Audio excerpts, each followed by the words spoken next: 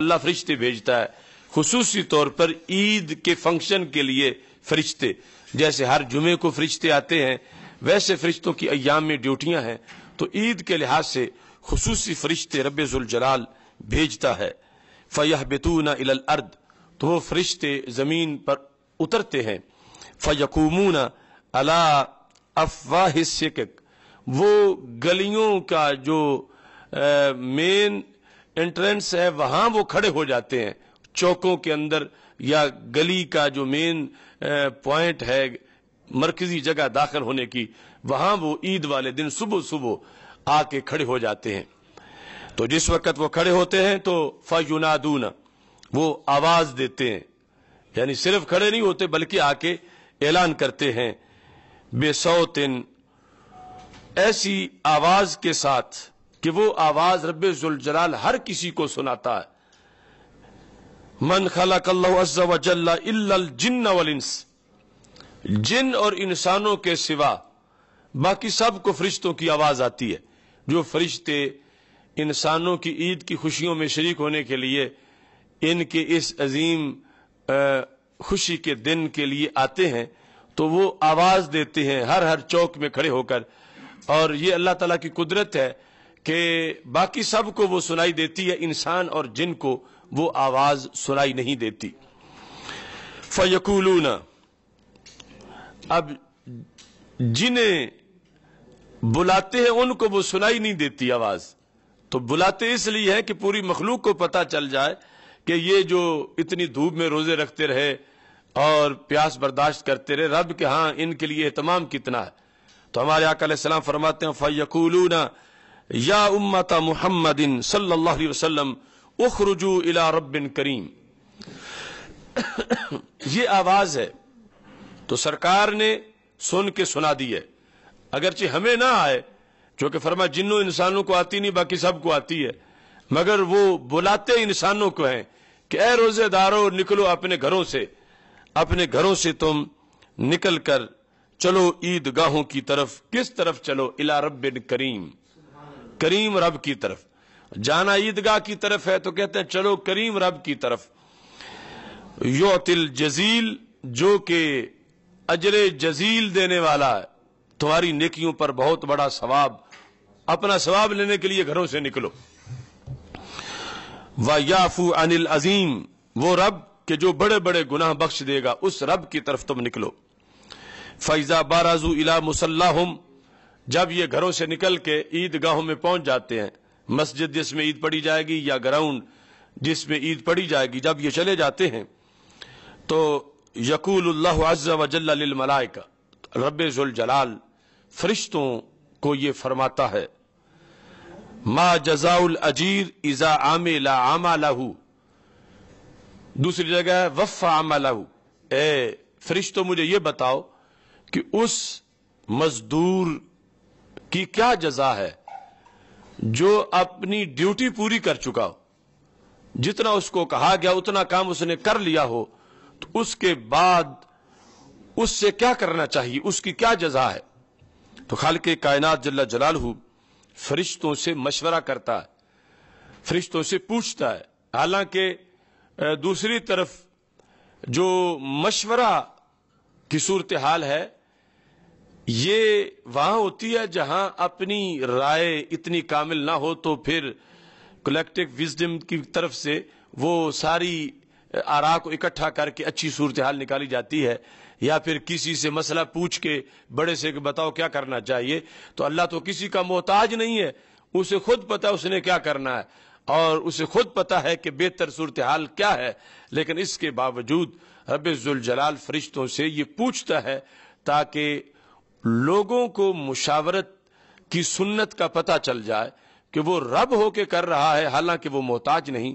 تو ہم بندے ہیں، ہم محتاج ہیں، ہمیں ایسے امور میں مشاورت کرنی چاہیے۔ اور پھر فرشتوں سے بطور خاص اس لیے بھی پوچھتا ہے کہ اللہ نے تخلیق آدم علیہ السلام کے وقت ان سے جو پوچھا تھا اور وہ مشورہ دوسری طرح کا دے بیٹھے تھے، اور نحن نسبح بحمدک ونقدس لک، اللہ تعالیٰ نے فرمایا انی اعلم ما لا تعلمون۔ اس دن ان کا جو فرشتوں کا جو مشورہ تھا اس پہ عمل نہیں ہوا، کہ اسے پیدا کرنا کی کیا ہے وجہ، ہم تسبیح کرنے کے لیے کافی ہیں۔ رب ذوالجلال نے فرمایا میں وہ بھی جانتا ہوں جو تم نہیں جانتے، تو یہ ان کو پھر موقع دیا گیا۔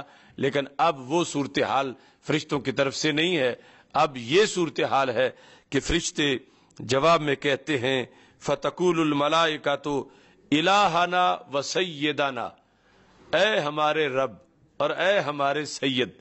یہ فرشتے اللہ تعالیٰ کو کہتے ہیں جزاؤہ ان توفیہ اجرہ، جس مزدور نے ڈیوٹی پوری کر لی ہو اس کی جزا یہ ہے کہ اس کی تنخواہ دے دی جائے، اس کا اجر دے دیا جائے، اس کی اجرت دے دی جائے۔ لہذا فرشتے عید کے دن جب سارے مسلمان عیدگاہوں میں پہنچے ہیں، اللہ فرشتوں سے پوچھتا ہے، فرشتے بھی یہ گواہی دیتے ہیں کہ یہ جب ڈیوٹی پوری کر چکے ہیں تو ان کی اجرت پوری کر دینی چاہیے، ان کی جتنی بنتی ہے وہ ان کو اجرت دینی چاہیے۔ تو خالق کائنات جل جلالہ پھر فرماتا ہے انی اشہدکم یا ملائکتی، اے فرشتوں میں تمہیں گواہ بنا رہا ہوں، تو میری بات سن لو، میں تمہیں گواہ بنا رہا ہوں کہ امت مسلمہ روزے رکھ کے آ گئی ہے عید پڑھنے کے لیے، تو میں تمہیں گواہ بنا رہا ہوں۔ کیا کس چیز کا گواہ بنا رہا ہوں؟ انی اشہدکم یا ملائکتی انی قد جعلت ثوابہم من صیامہم شہر رمضان و قیامہم رضای و مغفرتی، میں تمہیں گواہ بنا رہا ہوں کہ یہ جو عیدگاہوں میں آئے بیٹھے ہیں، ایک تو انہوں نے رمضان کے روزے رکھے اور دوسرا انہوں نے راتوں کو تراویح بھی پڑھی، یعنی باقی نماز پنجگانہ تو ویسے بھی رمضان سے پہلے بھی تھی، تو یہ جو رمضان کے اندر خصوصی طور پر جو انہوں نے راتوں کو قیام کیا، تراویح پڑھی اور دن کو روزے رکھے، میں تمہیں گواہ بناتا ہوں کہ اس پر میں انہیں کیا دے رہا ہوں۔ اللہ تعالیٰ فرماتا ہے رضایا، میں تمہیں گواہ بناتا ہوں ایک تو ان سب سے میں راضی ہو گیا ہوں، یعنی اپنی رضا کا میں نے ان کو انعام دے دیا۔ تو کتنا بڑا انعام ہے کہ خالق و مالک راضی ہو جائے۔ تو اللہ تعالیٰ فرماتا ہے انہوں نے جس طرح مہینہ گزارا میرے کہنے پر، حالانکہ چھپ کے کھا پی بھی سکتے تھے، یہ مجھے دیکھتے رہے، ان کا یقین تھا کہ میں نے دیکھ رہا ہوں، تو انہوں نے میری وجہ سے کھانے پینے سے اجتناب کیا، مکمل طور پر روزہ رکھا، رات کو قیام کیا۔ تو پھر میں تمہیں گواہ بناتا ہوں کہ میں نے جو ان کے صیام اور قیام کا ثواب ہے، کس چیز کو قرار دیا؟ اپنی رضا کو۔ میں نے اپنی رضا کو ان کا ثواب بنا دیا ہے کہ ان کے روزے کا ثواب یہ ہے کہ میں راضی ہو گیا ہوں، ان کی تراویح کا ثواب یہ ہے کہ میں ان پہ راضی ہو گیا ہوں، اور ومغفرتی، دوسرا ثواب یہ ہے کہ جو ان کے گناہ تھے وہ میں نے بخش دیے، ان کے گناہ بخش کر میں ان سے راضی ہو گیا۔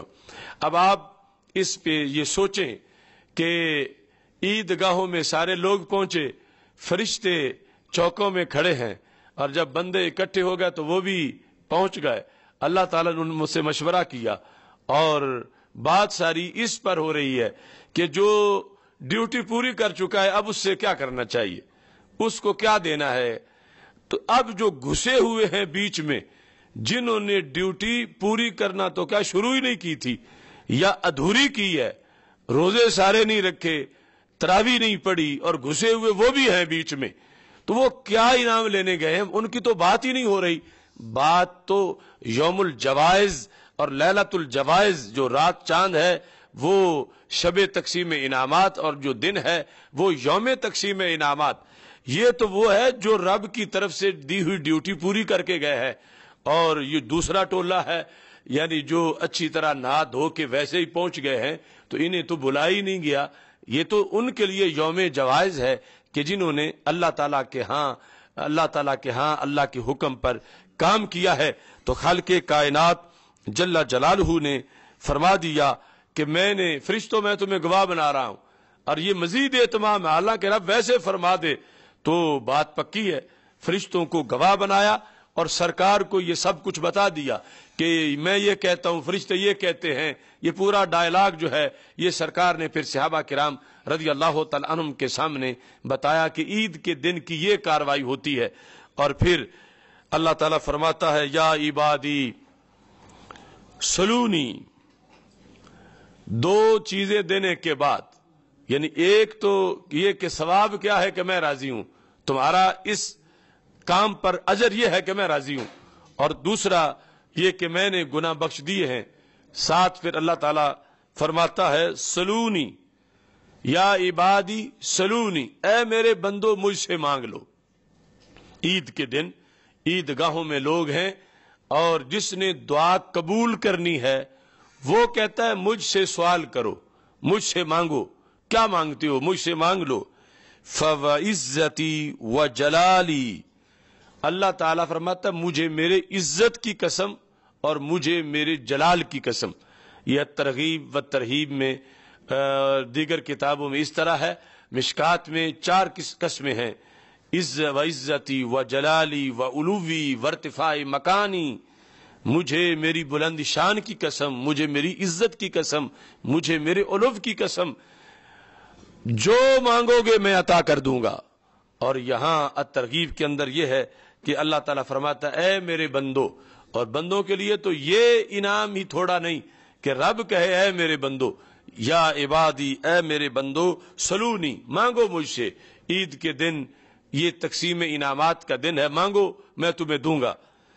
और फिर अल्लाह ताला कसम उठा के कहता ला तसअलूनिल यौमा शैयन फी जमएकुम, ये जो तुम्हारा आज का इज्तिमा है ना, इसमें तुम जो मांगोगे, किस लिहाज से, ले आखिरातिकुम इल्ला आतैतुकुम वला ले दुनियाकुम इल्ला नजरतु लकुम, दुनिया के लिए मांगो या आखिरत के लिहाज से मांगो। आज के इस इज्तिमा में, ईदगाह में, मस्जिद में, ए मेरे बंदो मुझे मेरे इज्जत और जलाल की कसम, जो तुम मांगोगे मैं तुम्हें अता कर दूंगा। आज के इस ईद के इज्तिमा के अंदर तुम्हारी जुबानों पर जो सवाल होगा, ले आखिरातिकुम, आखिरत के लिहाज से, ले दुनियाकुम, दुनिया के लिहाज से, फरमा इल्ला आतैतुकुम, जो आखिरत के लिए मांगोगे मैं अता कर दूंगा, जो दुनिया के लिए मांगोगे मैं उस पर नजर करम फरमाऊंगा। तो हमें ईद के आने से पहले ये इकामते दीन में खुसूसी तौर पर हमने इसलिए ये प्रोग्राम रखा कि ये हमें पता हो कि किस दिन में हम जा रहे हैं और कितना बड़ा एहतमाम है उस दिन का, और ईदगाह में खड़े हुए बंदे की वैल्यू कितनी है, और जो रोजा रख के और तरावी पढ़ के ईद पढ़ने जा रहा है उसे कितना इत्मीनान होना चाहिए कि अल्लाह उस पर कितना करम फरमाएगा और खालिक कायनात जल्ला जलालहू उसको कितना नवाजेगा। इस वास्ते ईद से पहले सरकार दो आलम नूर मुजस्सम शफी मुअज्जम सल्लल्लाहु अलैहि वसल्लम की ये अहादीस हमें जहन में रखनी चाहिए। फिर खालिक कायनात कसम उठा के कहता है फवइज्जती, मुझे मेरी इज्जत की कसम। सबसे पहले का सवाब तुम्हारा ये है रोजों का और तरावी का कि मैं राजी हो गया हूं, और फिर मैंने तुम्हारे गुनाह बख्श दिए। फिर कसम उठाई, मुझे इज्जत की कसम, मेरी इज्जत की कसम, मुझे जलाल की कसम, तुम मांगो मुझसे मेरे बंदो, जो मांगोगे दुनिया के लिहाज से और आखिरत के लिहाज से तुम्हें मिल जाएगा। अब फिर कसम उठाता है फइज्जती, मुझे मेरी इज्जत की कसम, लअस्तरन्न अलैकुम असरातिकुम मा राक़बतुमूनी, मुझे मेरी इज्जत की कसम, तुम्हारी फिसलन, तुम्हारी गलतियां, तुम्हारे बुरे काम, जहां तुम बहक गए थे आज तुम फिर आ गए हो रोजे रख के मेरे दरबार में, तो मैं जब तक तुम मेरा लिहाज रखोगे कि मैं शाहरग से भी करीब हूं, तो मैं पर्दा पोशी कर रहा हूं, मैंने पर्दा डाल दिया, मैं सत्तार हूं, यानी गफ्फार होने के साथ साथ सत्तार होने का तज़करा। और फिर खालिक़े कायनात फिर कसम उठाता है व इज्जती व जलाली, मुझे मेरी इज्जत की कसम और मुझे मेरे जलाल की कसम। खालिक़े कायनात जल्ला जलालहू फरमाता है ला उख़ज़ीकुम, मैं वादा करता हूं मैं तुम्हें रुसवा नहीं होने दूंगा। यानी ये है ईद की कबूलियत, ये है ईद का ईद होना, ये है अल्लाह ताला की तरफ से इनाम कि खालिक़े कायनात राजी हो गया और आगे कहता है मैं तुम्हें रुसवा नहीं करूंगा, गुनाह माफ हो गए, कहा जो मांगो वो मिल जाएगा। और अपनी तरफ से फिर कसम उठा के कहा रब्बे जुल जलाल ने ला उख़ज़ीकुम, मैं तुम्हें रुसवा नहीं करूंगा, वला अफ़दहुकुम بین اصحاب الدنیا اصحاب الحدود، میں تمہیں کسی لحاظ سے بھی رسوا نہیں کروں گا، ذلیل نہیں کروں گا۔ اور ساتھ ہی خالق کائنات فرماتا ہے، اب اتنے میں جب عید پڑی گئی، اللہ فرماتا وانصرفوا مغفورا لکم، وانصرفوا مغفورا لکم، اب گھر چلے جاؤ اس حالت میں کہ تمہیں بخش دیا گیا ہے۔ یعنی آئے تھے تو تمہاری حالت اور تھی، جا رہے ہو تو اب تمہارا مقام اور ہے، اب تم مغفور ہو۔ مغفور وہ ہے جس کی مغفرت ہو گئی، جسے بخش دیا گیا۔ فرمایا وانصرفوا مغفورا لکم قد ارضیتمونی وردیت عنکم، فرمایا تم نے مجھے راضی کر دیا، میں تم سے راضی ہو گیا۔ یہ یعنی سب سے بڑا انعام ہے۔ اللہ تعالیٰ فرماتا ہے اب تم گھر چلے جاؤ، عید تم نے پڑھ لی ہے، انصرفوا چلے جاؤ۔ کس حالت میں آئے تھے تو کندھوں پر گناہوں کی گٹھڑیاں تھیں، لیکن جا رہے ہو تو سب گٹھڑیاں اتر گئی ہیں، اب تم مغفور ہو، تمہیں بخش دیا گیا ہے۔ اللہ غافر ہے، بخشنے والا، بندہ مغفور ہے جس کو بخشا گیا ہے۔ فرما اس حالت میں تم اب چلے جاؤ کہ تمہیں بخش دیا گیا ہے۔ قد ارضیتمونی، تم نے مجھ کو راضی کر دیا ہے، وردیت عنکم، میں تجھ سے راضی ہو گیا ہوں۔ لہذا جب یہ گفتگو اللہ عید کے دن فرماتا ہے، اور یہ ساری سرکار کے کا کرم ہے کہ سرکار نے ہمیں سنا دی۔ اللہ تعالیٰ نے جو عید گاہوں میں لوگ اکٹھے ہوتے ہیں اور اللہ یہ فرما رہا ہوتا ہے، تو یہ ہمیں ذہن میں رکھنا چاہیے کہ کتنا حساس موقع ہے اور اللہ تعالیٰ کی طرف سے کیسا انعام مل رہا ہے۔ تو اس پر نبی اکرم نور مجسم شفیع معظم صلی اللہ علیہ وسلم ارشاد فرماتے ہیں فَتَفْرَحُ الْمَلَائِكَةُ، فرشتے تو لائیو سب کچھ سن رہے ہوتے ہیں تو وہ خوش ہو جاتے ہیں۔ کس لیے؟ کہ وہ بڑے خیر خواہ ہیں اس امت کے۔ جب انہیں پتہ چلتا ہے کہ ان کے تو گناہ بخشے گئے، یہ تو جہنم سے بری ہو گئے، یہ تو جنتی ہو گئے، رب ان سے راضی ہو گیا، انہوں نے رب کو راضی کر لیا، تو سرکار فرماتے ہیں فرشتے جشن مناتے ہیں۔ اس جشن کی وجہ سے کائنات میں مومن کی عید بن جاتی ہے کہ فرشتے بھی خوش ہیں۔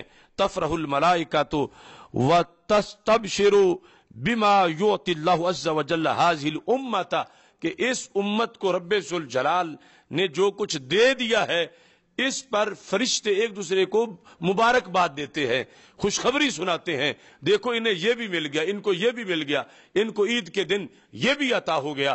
تو اس بنیاد پر یعنی یہ عید ہے کہ بندے کی اگر نیکی قبول ہو گئی تو عید ہے، بندے کا روزے قبول ہو گئے تو عید ہے، اور بندے کی تراویح قبول ہو گئی عید ہے۔ اور ایسی صورتحال کہ جس وقت کسی چیز کا نتیجہ نکلنا ہو تو اس میں دو طرح کی کیفیتیں ہوتی ہیں، اور ان دونوں کو پیش نظر رکھنا چاہیے۔ ایک ہوتی ہے خوف کی کیفیت، دوسری ہوتی ہے امید کی کیفیت۔ خوف یہ ہے کہ کہیں ایسا نہ ہو کہ معاذ اللہ سب کچھ برباد ہو جائے، کہ روزے میں بھی غلطی نکل آئے، کہیں معاذ اللہ تراویح میں بھی غلطی نکل آئے، تراویح بھی مسترد ہو جائیں، روزے بھی قبول نہ ہو، کہیں ایسا نہ ہو۔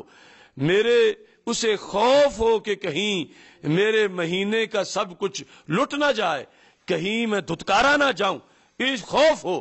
اور دوسری طرف سے امید بھی ہو کہ رب کریم بڑا ہے، چلو میں تو حق نہیں ادا کر سکا تو سرکار کا میں غلام ہوں، تو اس وجہ سے میرے روزے تو رب نے قبول کر لینے ہیں۔ اس کو ساتھ امید بھی ہو، خوف بھی ہو، امید بھی ہو، تو ایسی کیفیت میں عید کے دن اس کا وقت گزر رہا ہو۔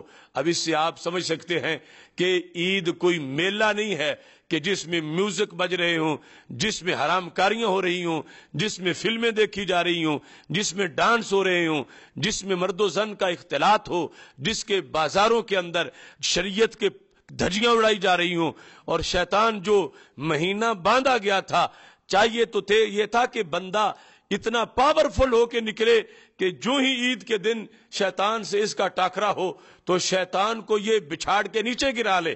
لیکن جب عید کے دن ہر طرف ایک ادھم مچا ہے، بازاروں میں عریانی ہے، فحاشی ہے، اور مختلف غلط کام ہو رہے ہیں، تو پتہ چلا کہ یہ جو اس دھندے میں مصروف ہو چکے ہیں کہ شیطان نے تو ان پہ غصہ نکالا ہے کہ پہلے میں باندھا ہوا تھا، اب پتہ چلتا ہے کہ تم میری ضرب کتنی برداشت کرتے ہو. تو یہ جو اس دھندے میں آ گئے، یہ پھر رمضان سے ریلیف پا کے یہ سٹرانگ نہیں ہوئے شیطان کے مقابلے میں، یہ تو اس کے غلام بن گئے ہیں کہ آج پہلی ضرب میں ہی زیر ہو گئے ہیں اور اس کے کام انہوں نے شروع کر دیے ہیں. اور جنہوں نے اپنے آپ کو بچا کے رکھا ہے، عید کے دن ان کی کیفیت یہ ہے کہ وہ عید سے پہلے، رمضان سے پہلے مثال کے طور پر مڈل میں تھے، اب وہ ہائی کلاس پاس کر کے اگلا پورے 11 مہینے انہوں نے جو کمایا ہے اس کو بچا کے رکھنا ہے، تاکہ ایسا نہ ہو کہ اگلا رمضان آئے تو یہ پھر پرائمری میں پہنچے ہوئے ہوں یا پھر مڈل میں پہنچے ہوئے ہوں.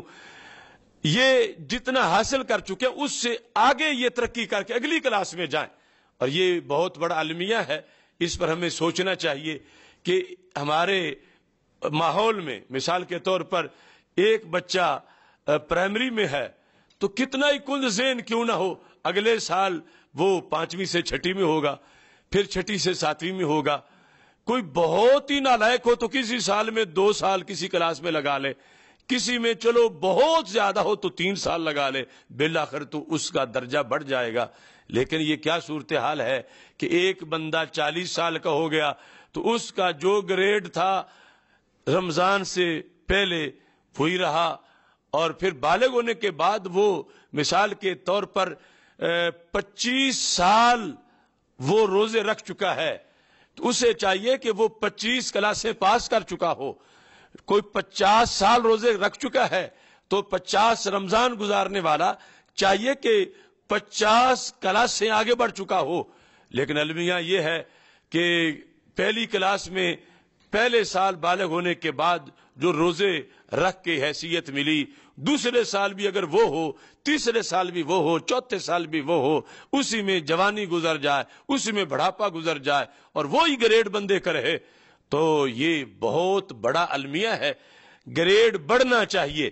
رمضان میں جو کچھ ملا ہے اسے محفوظ رکھ کے تاکہ اگلی کلاس میں داخلہ ملے. یہ ہے لمحہ فکریہ عید والے دن کہ جو حاصل کیا ہے اس کو سنبھالنا ہے، اس کو بچا کے رکھنا ہے، اس کو خراب نہیں ہونے دینا. تو قرآن مجید برہان رشید میں خالق کائنات جل جلالہ کا یہ فرمان ہے.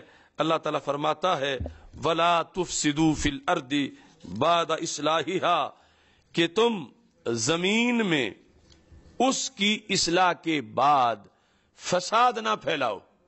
زمین میں جب زمین کی اصلاح ہو گئی، اصلاح زمین سے مراد ہے زمین قابل کاشت ہو جائے، یعنی بنجر پڑی تھی، اسے پانی لگایا، اس میں ہل چلایا، اب اس لائق ہے کہ اس میں بیج کاشت کیا جائے. تو اللہ تعالیٰ فرماتا ہے کہ تم زمین کی اصلاح کے بعد پھر اس کو بنجر نہ ہونے دو کہ پھر وہ اوپر اسی طرح پکی ہو جائے اور بیج نہ ڈالا جا سکے. اصلاح کے بعد فساد نہ اس میں ہونے دو. تو یہاں پر جیسے یعنی بولا تو ظاہری لفظ گیا ہے زمین، لیکن مراد معنی میں سے ایک معنی ہے دل کی زمین، کہ جب دل کی زمین کی تم نے اصلاح کر لی اب اس میں فساد نہ ہونے دو. تو دل کی زمین کی اصلاح کیسے ہوئی؟ یعنی اعمال صالحہ سے اس کو پانی دیا، پھر اس میں ہل چلایا، پھر اس میں گوڈی کی، اس میں تقوی کا بیج بویا اور پھر وہ اگ آیا، فصل بن گئی. اب اس کو پانی دیتے رہو، کہیں وہ جل نہ جائے، کہیں وہ فصل خشک نہ ہو جائے، کہیں وہ فصل پکی پکائی خراب نہ ہو جائے. تو دل کی زمین میں حالت ایمان میں جس وقت روزے رکھ کے ہل چلایا، تراویح پڑھ کے پانی لگایا، پھر نفلوں سے گوڈی کی، پھر صدقہ و خیرات سے اس میں کھاد ڈالی اور پھر تقوی کا بیج بویا اور وہ فصل اگی اور اوپر بڑی نشو و نما ہوئی، اتنے میں عید کا دن آ گیا. اللہ فرماتا وَلَا تُفْسِدُوا فِي الْأَرْضِ بَعْدَ إِصْلَاحِهَا، یہ مہینہ بھر جو تم نے کوشش کر کے دل کی کھیتی اس طرح ہری بھری کر لی ہے، ایسا نہ ہو کہ عید کے دن ہی زور کی نماز رہ جائے، ایسا نہ ہو کہ تلاوت قرآن مجید سے چہرہ یوں پھیرو کہ پھر اگلے سال جا کے پڑھو. ایسا نہ ہو کہ وہ جو آنکھ روکی ہوئی تھی بے شرمی بے حیائی سے کہ غیر محرم کی طرف دیکھنے سے، اب پھر ایسا کام نہ کرو کہ یہ جو بجلی گرے تمہاری فصل پر اور سب جل کے راکھ ہو جائے، بلکہ شیطان کے کھل جانے کے بعد بھی رمضان کے آنے تک تم اس اصلاح کو برقرار رکھو، اس کو پھر تبدیل نہ ہونے دو، خراب نہ ہونے دو. اور ساتھ کیسے رہے گی صحیح؟ اللہ تعالیٰ فرماتا ہے وَادْعُوهُ خَوْفًا وَطَمَعًا، اللہ کو بلاتے رہو، دعا مانگتے رہو، اس کو یاد کرتے رہو. دو کیفیتوں میں، خوفاً وطمعًا، خوف بھی رکھو اور لالچ امید بھی رکھو. یعنی جو عید کے دن کی کیفیات ہے کہ کہیں کیا ہوا لٹ نہ جائے، کہیں میرا مسترد نہ ہو جائے، کہیں نامنظور نہ ہو جائے، اور پھر ساتھ امید بھی رکھو. اور بتایا تو یہ خوف اور طمع دونوں کو، لیکن آگے پھر دلاسا دیا کہ امید رکھو. کیوں؟ ان رحمت اللہ قریب من المحسنین، کہ اللہ کی رحمت محسنین کے قریب ہے. کہ تم نے احسان کیا، ان تعبد اللہ کانک تراہ فإن لم تکن تراہ فإنہ یراک. احسان یہ ہے کہ اللہ کی بندگی یوں کرو گویا کہ تم اس کو دیکھ رہے ہو. اور اگر یہ کیفیت تو نہیں بنا سکتے، وہ تو یقیناً تمہیں دیکھ رہا ہے. تو جو اس طرح ہوتا ہے فرما اللہ کی رحمت اس سے دور نہیں ہوتی. جو کمایا ہوا وہ لٹتا نہیں ہے، پھر وہ محفوظ رہتا ہے. تو یہ ہے عید کا دن گزارنے اور پورا پھر آگے 11 ماہ کا سیزن گزارنے کے لیے کہ یہ دونوں کیفیتیں ذہن میں رکھ کر اپنی زندگی محسن کی طرح گزارو اور احسان کی حالت میں آگے بڑھو، تاکہ اگلے سال اگلی کلاس میں داخلہ ملے.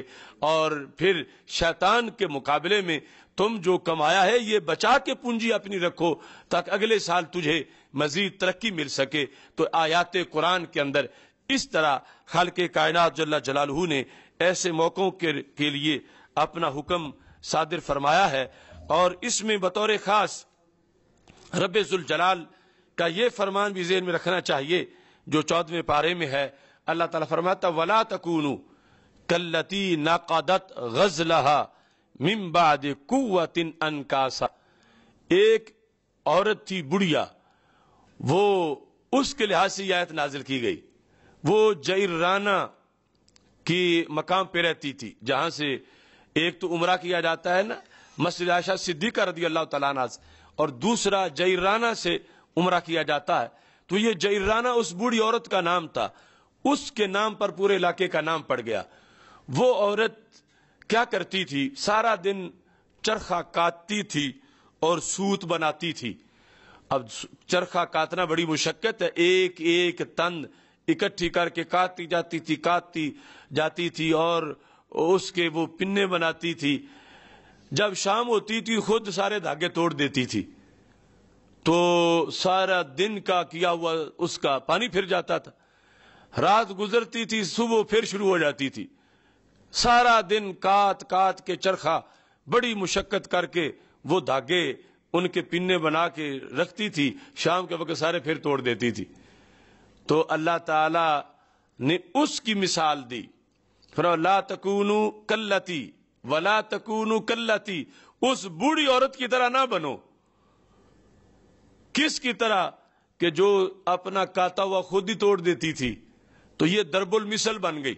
یعنی جب کوئی اپنے کیے ہوئے پر پانی پھیرتا تھا تو کہا جاتا تھا یہ تو جعرانہ جیسا ہے کہ خود کاٹ کے خود ہی وہ توڑ دیتی تھی، اس نے بھی خود سب کچھ کیا بڑی مشقت سے اور پانی پھیر دیا. تو اللہ تعالیٰ نے ایسے موقع پر کہ جب ایک نیکی سے انسان فارغ ہو رہا ہے اور اس نے بڑی مشقت کی ہے، اب ظاہر ہے کہ 29-30 دن اس نے بڑی محنت سے روزہ رکھا، تراویح پڑھی اور کام کاج اور مشقت کے باوجود اس نے پیاس برداشت کی. اور اب عید کا دن آیا، اب اس نے اگر گانے سننے ہیں، اب اس نے بے حیائی کرنی ہے، اب اس نے اگر فحاشی کرنی ہے، اب اس نے اگر گناہوں کے دھندے کرنے ہیں، تو پھر وہ اپنے کیے ہوئے خود پانی پھیر رہا ہے. اور اللہ فرماتا وَلَا تَكُونُوا كَالَّتِي نَقَضَتْ غَزْلَهَا مِن بَعْدِ قُوَّةٍ أَنْكَاسًا. اس عورت کی طرح نہ بنو نیکی کر کے بچا کے رکھو، جو کی ہے اس کو سنبھال کے رکھو، اپنے کیے ہوئے پہ پانی نہ پھیرو، جیرانہ کی طرح نہ بن جاؤ۔ تو یہ ہمیں عید کے دن کا خطبہ ہمیں قرآن یہ سمجھا رہا ہے کہ عید یوں منانی ہے، اور پھر عید کے بعد پورا اگلا رمضان تک کا وقفہ کیسے گزارنا ہے کہ پورے 11 مہینوں میں ایک دن بھی جیرانہ جیسا کام نہیں کرنا کہ کیا جو ہے وہ سب کچھ معاذ اللہ لٹ جائے اور اس پہ پانی پھر جائے۔ دیکھو کتنی حکمت بھری باتیں قرآن کی ہیں، اور کتنا اس دن کے اندر رب ذوالجلال کی طرف سے انعامات کا سلسلہ یوم الجوائز ہے۔ اور سرکار دو عالم نور مجسم شفیع معظم صلی اللہ علیہ وسلم نے کس قدر کھول کے ساری حقیقت بیان کر دی۔ یہ آپ کا کرم ہے، اگر ہم مرتے اور مرنے کے بعد ہمیں پتہ چلتا کہ عید کے دن تو عرش پہ یہ بھی ہوتا ہے، عید کے دن تو رب یہ بھی فرماتا ہے، عید کے دن تو اللہ یہ بھی قسم اٹھا کے کہتا ہے کہ میں راضی ہو گیا، میں نے گناہ بخش دیے، جو چاہو مجھ سے مانگو میں دوں گا۔ اگر ہم مرنے کے بعد ہمیں پتہ چلتا تو ہم کہتے کہ 60 سال زندگی تھی، 80 سال زندگی تھی، اتنی بار عید آئی، تو کم از کم ایک عید کے دن تو میں کھل کے مانگ لیتا رب سے، کہ وہ خود کہہ رہا ہے، جس نے قبول کرنی ہے دعا خود کہتا مانگو مجھ سے، یا عبادی فسلونی، مجھے سلونی سلونی، مجھ سے مانگ لو۔ یہ اگر ہمیں پتہ دنیا میں نہ چلتا، قبر میں جا کے چلتا، تو کتنی حسرت ہوتی۔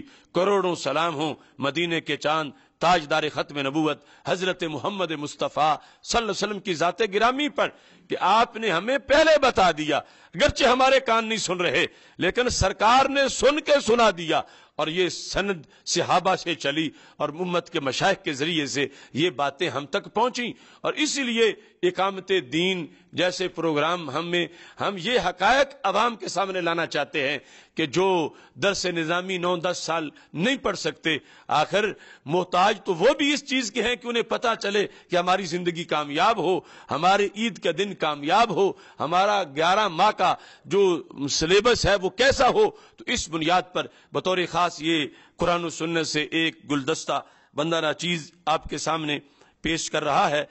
اس موقع پر عید کے ان لمحات میں اب پھر میں اس طرف توجہ مبذول کرواؤں گا کہ جو اس مجمع کے اندر وہ شخص بیٹھا ہوا ہے کہ جو امت کے کارواں سے ہٹ گیا تھا، روٹ گیا تھا، جدا ہو گیا تھا، اب رحمت کی پھوار برس رہی ہے، سب کو کوٹا مل رہا ہے، اور یہ بیچارہ درمیان میں محروم بیٹھا ہوا ہے۔ کس لیے؟ کہ اس نے جو وقت تھا بیج بونے کا، اس وقت کاشت کچھ نہیں کیا تو آپ فصل کیسے پکے گی؟ آج عید کے دن جس نے رمضان کا حق ادا نہیں کیا، رمضان کے روزے نہیں رکھے اور تراویح نہیں پڑھی، عید کے دن وہ کہے گا کہ موسم بھی تھا، بیج بھی دامن میں تھا، مگر بونے کا وقت خواب تغافل میں کھو گیا، بونے کا وقت خواب تغافل میں کھو دیا۔ اب یہ جس نے بیج بوئے ہی نہیں تو اس کی فصل کیسے پکے گی؟ امتحان دیے نہیں، رزلٹ کیسے اناؤنس ہوگا؟ تو اس واسطے یہ دن بیج بونے کے ہیں، عید کا دن فصل پکنے کے بعد پیداوار ملنے کا ہے۔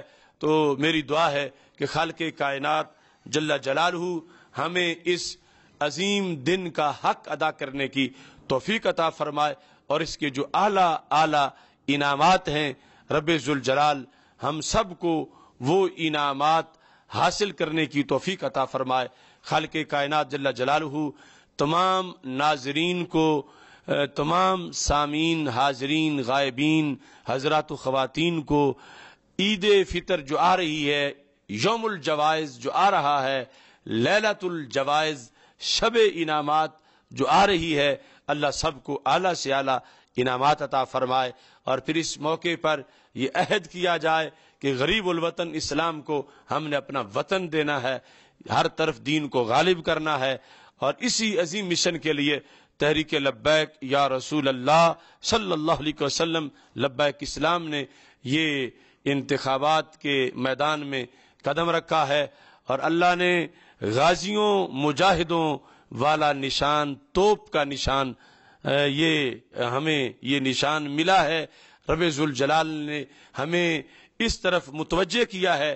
خالق کائنات جل جلالہ سے یہ دعا ہے کہ خالق کائنات جل جلالہ اس مرحلہ انتخابات میں ہمیں اعلیٰ طریقے سے سرخرو فرمائے، اور ختم نبوت کے متوالوں کو رب فتح عطا فرمائے، تحفظ نظریہ پاکستان والوں کو رب فتح عطا فرمائے، غلبہ اسلام والوں کو رب ذوالجلال فتح عطا فرمائے، اور خالق کائنات جل جلالہ اس ملک کی پارلیمنٹ پر لبیک یا رسول اللہ صلی اللہ علیہ وسلم کا پرچم ہمیں لہرانے کی توفیق عطا فرمائے، اور اس میں نظام مصطفیٰ صلی اللہ علیہ وسلم نافذ کرنے کی رب ذوالجلال ہمیں توفیق عطا فرمائے۔